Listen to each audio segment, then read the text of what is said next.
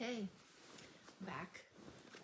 So I moved my quilt over, my frame over to the next square, which is my teddy bear square. And so I'm going to quilt this.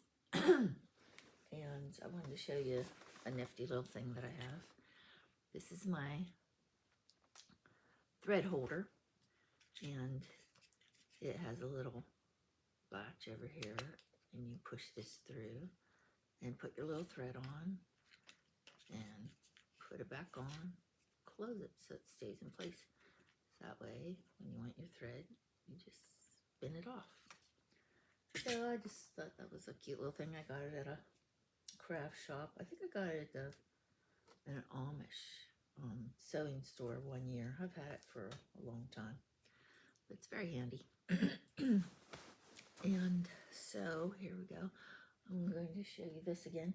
This is my needle puller. So when it gets stuck, say, in the seam area, then if it's hard for you to pull it through, you just wrap this around your needle and pull it through.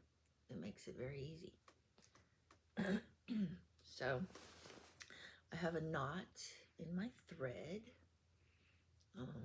I usually pull my thread out about arm's length when I measure it to thread my needle. So then I put a little knot in it. And I'm going to show you again how I start my thread in my quilt. So we're going to start here on the leg. Let's start in the corner, and we're going to go over a little bit and put your thread between the fabrics. Don't go clear through the fabric, just put it between your top layer and your bottom layer of fabric. I'm going to take this pin out. I don't need it right now. And see how it came through here? Okay, so pull it through until you hear your the knot pull into the middle. It'll make a little snapping sound. And then I always anchor it. So I go down and I come back up in the same spot. And so it's anchored.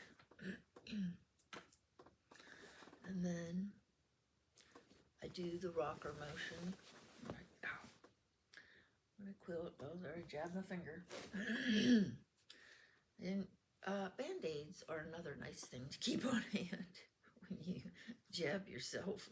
I usually do jab myself underneath my quilt when I'm holding this finger underneath to help guide the needle.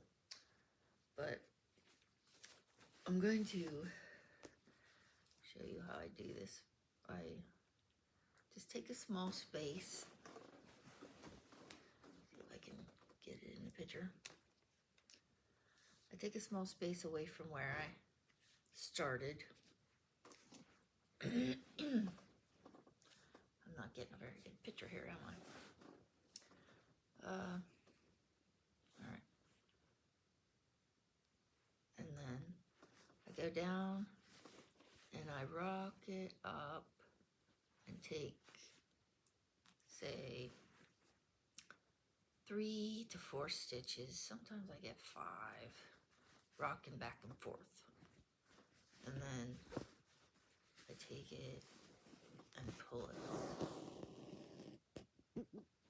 Sometimes it depends. You can get a knot in your thread.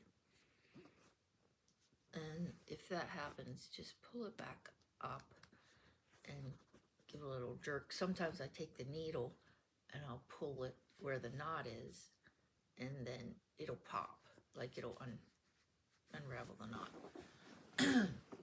So, don't break it and start over, but usually it'll pop and it'll come out. But sometimes, yeah, I do get a knot there. My finger is still bleeding a little bit. I don't want to get blood on the quilt. So I'm holding my because I don't have a band-aid right here to put on. So I'm gonna do this again. Go down. If you hear it snap, that means it let go of the backing of the fabric. So take your needle back out and start over again.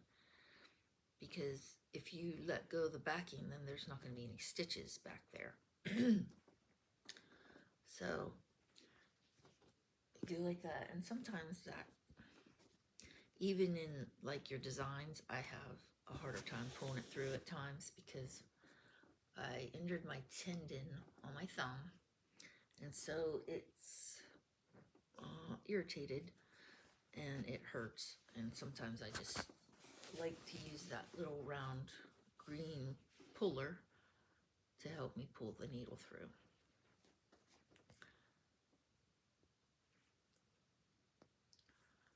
So down, up, down. We just follow the lines of the pattern, or if you're stitching in a ditch, you just follow your seam line where you sewed the pieces together. So